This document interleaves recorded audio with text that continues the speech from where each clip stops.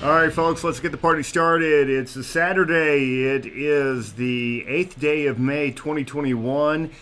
We've had a couple of weeks off here on this weather channel if you're watching me from YouTube. Good reason for that. We've had some life change here recently, but I did want to take the opportunity to pop back on here today. Severe weather will be returning late today and into tomorrow for parts of the central, eventually the southern United States. There is an enhanced risk of severe weather for late today. That's what's topping your headlines here. So during this video update, we're going to walk you through those that are at risk, show you exactly where that highest risk of damaging hail. We're talking about the potential of very large hail, winds, and when and where tornadoes can occur. And then we'll take a look into the day tomorrow, as I do believe we'll see a second round of severe weather returning to the region. But let's get you started with the setup here for today. Got pretty strong low pressure making its way out of the central Rockies. That's going to bring moisture and that's going to bring warmth back into that clash zone along a frontal boundary that will exist across the central plains. And that'll be ahead of an approaching low pressure area that will bring that chance of severe weather. Specifically, we are looking at the areas in yellow, that's the slight risk. The areas in orange, that is the enhanced risk. The slight risk of severe weather does include Columbia, Missouri. Goes into far southern and southeastern portions of Nebraska through central Kansas. And then if you look closer there, that orange area, that's the enhanced risk of severe weather. Does include my old stomping grounds, by the way. A shout out to Topeka, Kansas. From Kansas City to Salina, Kansas, northward to the Nebraska border. That's where that highest risk of severe weather will be today. Here's a current look at radar. Our goal for this update here is to run about 12, maybe 15 minutes total, as we again walk you through everything that's expected to occur today, tonight, and tomorrow. Thank you for being on. Scott Frank on here. I've got Kathy Major, and it looks like INXT Dilly Studios. Okay, thank you for letting us know. And then there's Nick Aiken on here. Thanks for stopping by. Just getting started, so if you don't mind a quick like and share of the program, as always, it is appreciated. I didn't want to make mention for our friends across the Northeast, no severe weather threat for you. It's just a dreary, miserable rain across eastern portions of New York. Behind that low, enough cold air with some clearing tonight has prompted a frost advisory in the blue, where temperatures currently are only running in the 40s, even some upper 30s earlier, but frost advisory, it's May 8th. Getting a little bit late in the season for this. Freeze warning issued, by the way, for northern portions of Michigan. So temperatures dropping into the low 30s, even upper 20s tonight. It's late in the season, but it does happen. Wind advisories issued for portions of the Lone Star State. You make your way into southern New Mexico as well, but most of our weather going to be centered here across the central United States. That's what we're looking for. All right, let's take a look at what's happening from the satellite perspective here, and kind of give you a sense of where our storm is located across the central U.S. There's several low pressures actually on here. I want to point them out to you. The one of interest is this one here. Got low pressure spinning across southern portions of Colorado. Another one, central Montana, southern Montana, and then the one we were just talking about affecting portions of the Northeast. The one across the central Rockies will be the one that we're going to be focusing on. Let's take a closer up look at that storm as it gets going in earnest here as we go into the late hours today. Low pressure just now beginning to make its way out of the southern Rockies. It is going to pull up the moisture. It is going to pull up those higher dew points. In fact, I want to overlay this for you, showing you where we do have moisture that is rising out of the south. You can see moisture, dew point temperatures running in the 50s right now into southern Kansas, but we've got dew points that are running down into the middle upper 60s across eastern Texas. That will advect into your area later on this evening and tonight. Right now, capes are under control. That will also change later on today, as capes are expected to grow with the arrival of that low pressure system. So this is something, of course, we'll be watching very closely here as we go into this evening. I don't think this is going to be this is not going to be a widespread severe, but it is going to be a window of opportunity coming up this evening where we think severe is going to happen pretty rapidly. And specifically, I'm talking about late evening and into the first part of the overnight period tonight. So let me pull that information on for you, and then we'll take a look at a sounding for tonight as well before we map out the expected trajectory of this storm. So here's a look at the jet stream wind energy. 500 millibar winds, and showing that next lobe of low pressure as it makes its way through the Rockies. Some energy coming up out ahead of that with that southwesterly flow. There's a short wave in there that is going to provide some upper energy that will provide lift and some turning motion in the atmosphere, which could result in severe thunderstorms, but it could result in a few tornadoes. So I think large hail, initially the largest threat. We'll get to that coming up here in a couple of moments. Let's go on back over to radar, and we'll take off. I do want to point out just how warm it is. So look at the temperatures across the southern plains, 80s, even some 90s out towards Lubbock, southern New Mexico. You make your way into Kansas, you've got a boundary, and that boundary will become quite active here into this evening. As mentioned, here is a look at the convective risk. What I want to do next is I want to show you exactly where we're expecting the highest risk of tornadoes and hail and wind. So this is the categorical risk. Let's go into probabilities for wind. Actually, we'll start you with hail because it's going to be further east. And there's a pretty significant area here of 30% or higher for that hail factor, that hail risk. and they've actually got a little area of hatched here. Let me see what that says here. The hatched area, it's a 10% or greater probability of 2-inch diameter hail. That's like tennis ball sized hail. So there's going to be an enhanced risk in that. That's going to be in this brown shaded area. But from Topeka to Salina to Hayes, that's where you have your highest chances of hail, particularly that red area for this evening and overnight tonight. The wind should shift a little further east. Oftentimes they'll drop their biggest hail and then they'll produce their highest winds. And that does include the Kansas City area where your wind risk is sitting at about 30%. So pretty healthy. And then tornado risk, it's not as strong, but still that risk of tornadoes will be with us here this evening.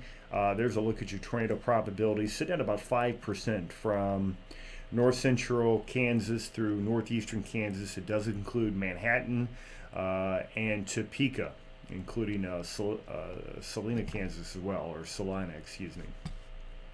So that's the layout. Things are actually very quiet here in western New York. As you take a look outside, it's cloudy. I'm hoping to get those skies to clear a little bit. Looks like we've got a fisherman behind me there. And some quiet weather up here, but the storm's expected to erupt across the south, make that the central U.S. here as we head on into this evening. So bringing the radar back on, taking some questions, and then we'll walk you through this evening with our Futurecast model coming up here in just a couple of moments. So let's see who we have on the program. It is about 2:23 Eastern Time. I'm your host, Jeremy Capel. Thank you for being on. If you haven't already liked or subscribed to this channel, please consider doing so. As always, it is appreciated. And let me get rid of that convective outlook, and we'll put on the latest National Weather Service information. We'll get this looping. Let's see who we have. And right now, I've got IINXTDILLI Studios. Guy, you got to simplify your handle. You got to make it easier for people to see it. But thank you very much. He says, I see a wall cloud. Okay. Kathy Major, we are sick of the gray days in Northeast. Yeah, where we're at here in this part of New York. Yeah, we're ready for some sunshine. If you guys haven't given me a thumbs up yet, please consider doing so. Let's move on with our program, and let's take a look at some future radar together. And then we'll finish off this segment as we take a look at future radar forecast sounding. Let's do that now while I'm thinking about it. And then we'll talk about the severe risk as it shifts into parts of the southern U.S. tomorrow and southeast tomorrow. So we're going to bring that up for you next. Let's go on into our forecast sounding now. And I'm going to take this off of the latest run of the high-res NAM, showing you those storms as they spin up across the plains. This is later this evening and then into the overnight period tonight. I'm going to stop it right here. This is going to be about 10 p.m. Eastern Time, 9 p.m. Central Time. And I'm going to put this right on top of what Junction City, Kansas here. Here's a look at your forecast sounding. And sometimes it takes it a moment to load that. Okay, it looks like it is working. There it is. And at that time, I want you to look at just a couple of these numbers. We won't spend a tremendous amount of time with it, but I want you to be aware of some of the items that I look at, which does include the Cape, which it's over 2,500 units, which would be represent this area here between the blue line and the red line, which is your temperature profile. Your green line, that's your dew point. You can see as well, winds at the surface will be backed a little bit, slightly out of the southeast, and then they do veer off to the southwest and west as you move up in altitude. So all of this will create a bit of a spin up at the top right. This is what we call a hodograph, and it is looping as, again, those winds veer, or excuse me, back as you go up or I should say back as you go down. They veer as you go up, they back as you go down. But we have plenty of severe weather parameters at play. What we don't see is a tremendous amount of wind in the lower levels of the atmosphere, and that may be a limiting factor. It may allow for some of those thunderstorms to load up, so to speak, if you will. So maybe the potential of discrete supercells not as high as it otherwise would be. All right, with that, I want to take you on a walk through the data as we go throughout this evening and into the overnight period tonight, with that potential there for a squall line of nasty, nasty storms to develop. We do believe that this is going to happen in pretty rapid fashion this evening. All right, taking a look at the risk area one more time, and then I'm going to jump in and show you the future cast, and we'll take this also from the 3K NAM. And here you go. I'm going to show you three products here. This is a precipitation type, showing you the position of low pressure as it moves out of the Rockies, moves into southern Kansas, and then everything shifts off to the east. You can see the snow across portions of the northern plains. Yeah, it's late season, but parts of the Dakotas there, even parts of Montana, and eventually some wet snowflakes sliding into like Milwaukee, Wisconsin, north of Chicago. That'll be overnight tonight and into the morning hours here tomorrow. Here's a look at future reflectivity on a broad scale. This is this evening. Those storms really begin to take off this evening. I want to focus in on that time frame for central and eastern. Make that north central, northeastern Kansas this evening. Here's a close-up look at that. So walk you right through here. This is 7 o'clock, 8 o'clock, 9 o'clock, 10 o'clock, 11 o'clock. Topeka, Kansas gets hit by a pretty nasty squall line. That's Topeka. That would be capable of producing some pretty widespread damaging winds if it comes together the way it's showing.